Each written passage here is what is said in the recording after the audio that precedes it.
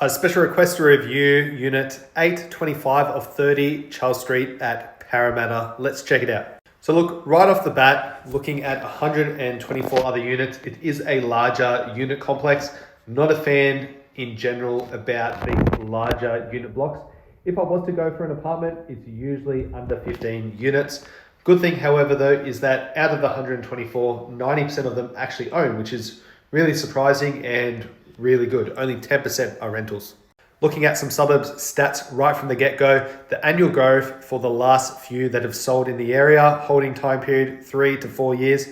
One of them's been growing at 2.3%, the other one's about 4.8%, which still isn't the best. In terms of the rental yield, pretty good at around 5.5% to 6%. Units in Parramatta in general haven't done well at all, at only 5.9% over the last 10 years. So that's really bad. As you can see, over the last 10 years, the data is super choppy with units in this area. Here's the living room with the balcony, one of your bathrooms, and you get some really nice views from the balcony as well. Feel free to pause it, but here's your floor plan. And I actually really like this floor plan for a unit. You don't see them too often.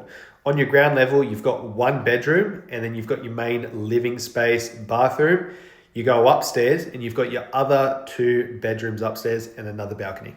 Now, looking at the property, it sold originally in 2020 for $1,040,000 and then again in 2024 for 1.15, which is just under $30,000 per year in capital growth. Now, that isn't a lot.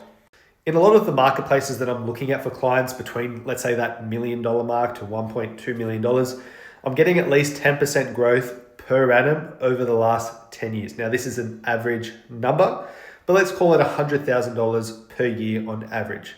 Now, like I said, this one's just been receiving about $30,000, let's call it.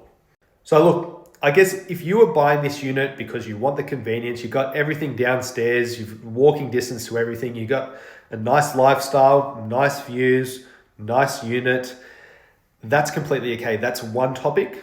The second argument is if you're buying this as an investment property, what other options are out there? Now, if I was buying this as an investment property for, let's call it that $1.1 million, it'd be a really bad buy. I could definitely buy something much better for $1.1 million.